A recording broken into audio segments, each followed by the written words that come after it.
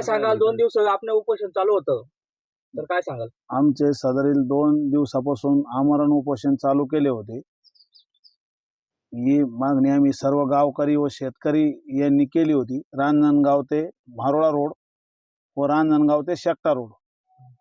तर दिनांक आज 4/6/2026 रोजी सदरील इंजिनियर सानप साहेब रांजणगाव ते मारोळा रोडचे त्यांनी येऊन आम्हाला लेखी दिलं की ज्या आपल्या मागण्या आहे ह्या सर्व मागण्या आम्ही पूर्ण करू व लवकरात लवकर काम चालू करू व एस्टिमेटनुसार काम करण्यात येईल. यामध्ये कुठलाही काही गैरव्यवहार होणार नाही.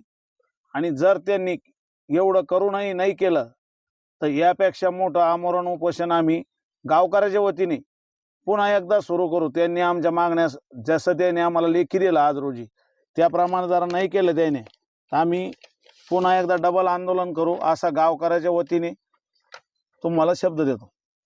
त्यांनी कालावधी किती दिवसाला दिलेला आहे व या रस्त्याला डांबर नाही असा आपला आरोप होता, तर याविषयी संबंधित ठेकेदाराविषयी ते काही बोलणार आहेत का, कारवाई करणार आहेत का? त्यांनी एक आम्हाला पत्र दिलं. त्या पत्रामध्ये 1 एप्रिल 2023 पासून काम चालू झालेलं आहे, पण काही अडचणीमुळे कामात 31/12/2026 अखेरपर्यंत मुदतवाढ देण्यात आलेली आहे सरकारकडून.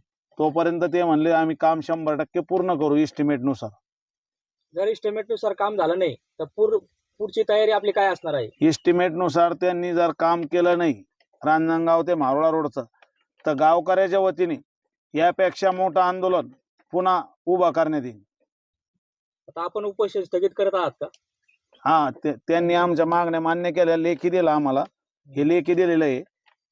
या सर्व मागण्या जर त्यांनी पूर्ण केल्या तर ठीक, न केल्या तर आम्ही यापेक्षा मोठं आमरण उपोषण याच ठिकाणी पुन्हा चालू करू. तसेच गावकरी काही संबंधित उपोषण सोडण्यासाठी आले होते का? गावकरी उपोषण सोडण्यासाठी पंचायत समिती उपसभापती संजय लगाने व संत एकनाथ कारखान्याचे डायरेक्टर दत्तात्रय पाटील आमले व दीपक पाटील लगाने व आप्पासाहेब पाटील लगाने व इतर सर्व गावकरी या ठिकाणी उपोषण सोडण्यासाठी आम्हाला विनंती केली. त्यांनी पण सांगितलं का ह्या मागण्या पूर्ण होईल 100%. आणि दीपक पाटील फांदाडे संत एकनाथ कारखान्याचे डायरेक्टर ते उपोषण स्थळी सकाळी 10 वाजेपासून इंजिनियर येऊपर्यंत आणि उपोषणाचे पूर्ण मागण्या पूर्ण होईपर्यंत या ठिकाणी थांबले होते. तसेच सध्या सकाळी वैयक्तिक अधिकारी आले असतील, आपला बीपी व शुगर किती होता? त्यावेळेस त्यांनी चेक केला सर, 130 BP होता. आणि शुगर नाही चेक केलं सर, बीपी चेक केलं फक्त. बीपी चेक केला का? उपोषण सोडलं तर त्यांच्या सांगण्यावरून सोडलं का गावकऱ्या सांगण्यावरून सोडलं? नाही, अधिकाऱ्याच्या सांगण्यावरून व गावकऱ्याचे काही नेते मंडळी यांनी शब्द दिला का बुवा एस्टिमेटनुसार काम होईल, हे तुम्ही जेवढ्या मागण्या मागितलेल्या आहे ह्या पूर्ण मागण्या आम्ही पूर्ण करू. आणि आम्ही उपोषण चालू केलं असता त्यांनी रांजणगाव ते शेकटा रोड सकाळी 11ला उपोषण चालू केलं. त्यानंतर 2 तासानंतर यंत्रणा हल्ली आणि 2च तासात रांजणगाव ते शेकटा रोडचं काम पुन्हा चालू केलं. आणि हे रांजणगाव ते शेकटा रोडचं त्यांनी आम्हाला लेखी दिलं का कुठल्याही प्रकारचं आता काम बंद होणार नाही, रेग्युलरमध्ये काम चालू करण्यात येईल. रांजणगाव ते शेकटा रोडचे इंजिनियर आहे तारू साहेब यांनी लेखी दिलं, कालपासून काम चालू झालेलं आहे आणि यापुढेही काम चालू राहील आणि एस्टिमेटनुसार काम करण्यात येईल. ओके, तसेच आपल्या समिती विकास सर आहे. सर काय सांगाल? आज उपोषण झालं, उपोषणाची आज स्थगिती करण्यात आली, तर काय सांगाल? आज दिनांक 4 जून 2026 रोजी कालपासून सुरू असलेलं हे जे बाप्पासाहेब पाटील आमले हिंदवी स्वराज्य सामाजिक संघटनेचे अध्यक्ष आहे त्यांचं या ठिकाणी आमरण उपोषण सुरू होतं. त्या उपोषणाला गावकरी त्याचबरोबर गावातील सर्व युवा वर्ग असेल, नागरिक असेल यांनी मोठ्या प्रमाणात पाठिंबा दिला होता.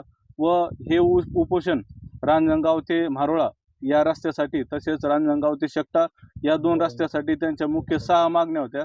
त्या मुख्य 6च्या 6 मागण्या या ठिकाणी पूर्ण मंजूर झाल्या असून या 6च्या 6 मागण्यावर पूर्ण कारवाई होईल अशी या ठिकाणी सरकारी अभियंता यांनी ग्वाही दिली आहे. व त्यानुसार रांजणगाव ते मारोळा व रांजणगाव ते शेकटा या दोन्ही रस्त्याचं काम पूर्ण इस्टिमेटनुसार चांगल्या क्वालिटीचं दर्जेदार काम होईल असं या ठिकाणी त्यांनी आश्वासन दिलं आहे.